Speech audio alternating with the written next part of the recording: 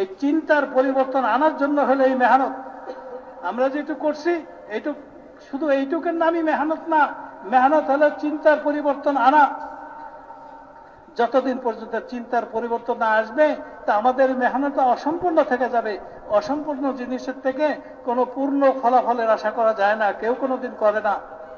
এই জন্য মেরে মহতারাম দোস্ত বুজুর্গ, হুজুর সাল্লাল্লাহু আলাইহি ওয়াসাল্লাম, আমি একমাত্র ব্যক্তি যে তোমাদেরকে কোমর ধরে জাহান্নাম থেকে বাঁচানোর জন্য কোমর ধরে টানতেছি। মেরে মহতারাম দোস্ত, হুজুর সাল্লাল্লাহু আলাইহি ওয়াসাল্লামের সবকিছু সাহাবাদের ভিতরে মুনতাকিল হয়েছে, কারণ সাহাবাদের জীবনে আর কিছুই ছিল না। কোরআন ছিল আর নবীর আদর্শ ছিল, কোরআনী হুকুম ছিল, নবীর আদর্শ ছিল। এটাকে যখন নাকি তারা নিজেদের জিন্দেগীর মাকসাদ বানাইছে, তো হুজুর সাল্লাল্লাহু আলাইহি ওয়াসাল্লামের আদর্শ, হুজুর সাল্লাল্লাহু আলাইহি ওয়াসাল্লাম সবকিছু তাদের ভিতরে মুনতাকিল হয়েছে, তাদের ভিতরে ঢুকছে। হুজুর সাল্লাল্লাহু আলাইহি ওয়াসাল্লামের ফিকিরে ফিকিরমান্দ হওয়া, হুজুর সাল্লাল্লাহু আলাইহি ওয়াসাল্লামের তরিকা অনুযায়ী নিজের জীবনকে চালানো, হুজুর সাল্লাল্লাহু আলাইহি ওয়াসাল্লাম যে মুআমালাত করে গেছেন ওইভাবে মুআমালাত করা, হুজুর সাল্লাল্লাহু আলাইহি মদিনাতে যে মুআশারাত পারস্পরিক সহাবস্থান কায়েম করে গেছিলেন, ওই সহাবস্থান পুরো দুনিয়ার মধ্যে কায়েম করা, এইটাই হলো আমাদের এই মেহনত। ইজতেমা বলেন আর যা কিছু বলেন না কেন, ওই সবকিছুর মাকসাদ। ইনশাআল্লাহ এই মাকসাদ পুরা করবো তো আমরা। আল্লাহ তাআলা তৌফিক দেন। इसीलिए मौलाना मोहम्मद इलियास साहब रहमतुल्लाह अलैह फरमाते थे, अल्लाह के वास्ते, अल्लाह के वास्ते, अल्लाह के वास्ते इस काम को रस्म न बनाइयो। ये कारे नबूवत है, ये नबी का काम है। नबी का काम नबी वाले मिजाज से, जैसे तिजारत ताजिराना मिजाज से, खेती खेती के मिजाज से, कि नबूवत वाला मिजाज कि सिर्फ और सिर्फ अल्लाह को राजी करना, अपनी आखिरत बनाना और हर एक के लिए रहमत बनकर जीना, कि रहमतुल लिल आलमीन वमा अरसलनाका इल्ला रहमतुल लिल आलमीन, कि नबी का उम्मती जहां भी रहे, अंधेरे में, उजाले में, मालदारी में, गुर्बत में, बीमारी में, तंदुरुस्ती में, सफर में, हजर में, मकाम पर, बाहर, के मोहम्मदुर रसूलुल्लाह सल्लल्लाहु अलैहि वसल्लम का उम्मती खुदा की मखलूक के हक में रहमत बनकर जिए। ये नबूवत का मिसाल है, हमको दिया गया है। और इसको सहाबाए किराम रिज़वानुल्लाहि तआला अजमईन ने पूरे तौर पर ऐसा लिया था। हमने सहाबा को देखा नहीं, लेकिन जब भी किसी सहाबी का नाम आता है फौरन दुआ रज़ियल्लाहु अन्हु, रज़ियल्लाहु, अल्लाह उनसे राजी हो जाए, दुआएं निकलती है। इसलिए मेरे दोस्तों मौलाना इलियास साहब रहमतुल्लाह अलैह फरमाते थे, ये कारे नबूवत है, इसको रस्म न बनाइयो। और फिर मिसाल दी थी, यूं फरमाया कि जितने अमाले दावत हैं ये खुद हुजूर अकरम सल्लल्लाहु अलैहि वसल्लम ने किए हैं। आपने गश्तें की है, आप एक एक के पीछे गए हैं, आप मीना मुज़दलिफा में, उनके बाजारों में, उनके मेलों में, हर जगह जाके आपने दावत दी।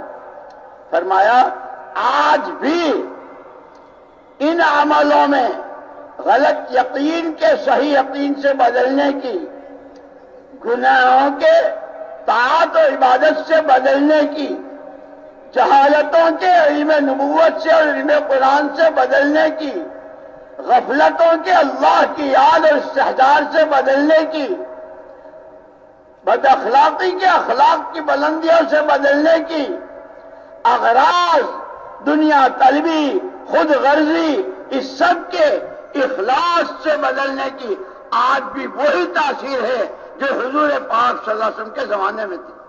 और उसकी मिसाल दी थी मौलाना इलियास साहब रहमतुल्लाह अलैह ने, कि जैसे लीमू है, 1500 साल हो गया हुजूर पाक उनकी वफात को, जो तासीर लीमू में हुजूर के जमाने में थी, पानी को खट्टा करने की, कितने ज़लज़ले, कितने तूफान, कितनी जंगें, क्या क्या दुनिया में हुआ, लेकिन लीमू की तासीर नहीं बदली। और फिर ये नहीं कि कोई बहुत बड़े बुजुर्ग निचोड़ेंगे तो ही पानी इकट्ठा होगा। साइकिल वाला, रिक्शे वाला, मामूली सी नौकरी करने वाला, वो भी अगर निचोड़ेगा तो पानी इकट्ठा होगा। लेकिन फरमाया कि हाँ, अगर ये लीमू तुम्हारे घरों में जो शोकेश होते हैं, सब्जियों का सेट, फलों का सेट, अनार, आम, अंगूर, चीकू, वो जो प्लास्टिक के होते हैं कि उसमें सब्जियों का सेट है, भिंडी भी है, तुरई भी है, बैगन भी है, लीमू भी है, जो प्लास्टिक के हैं, कि ये प्लास्टिक का लीमू सारा शहर मिलकर अगर निचोड़ेंगे तो फट तो जाएगा, एक कतरा नहीं निकलेगा। इसलिए अल्लाह के वास्ते इस मेहनत को, इस काम को रस्म न बनाओ। ये कार्य नबुव्वत है, ये मिजाज नबुव्वत के साथ होगा। जान अपनी लगाओ, माल अपना लगाओ, सलाहियतें अपनी लगाओ, किसी से फूटी कोरी ना चाहो। अल्लाह को राजी करना है, आखिरत अपनी बनानी है।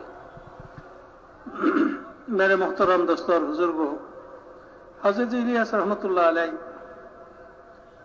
সতর্ক করতেন যে দেখো, আল্লাহর দোহাই দিয়া বলতেছি, তোমরা এই কামটাকে রেওয়াজি বানায় না, প্রথাগত এরকম বানায় না।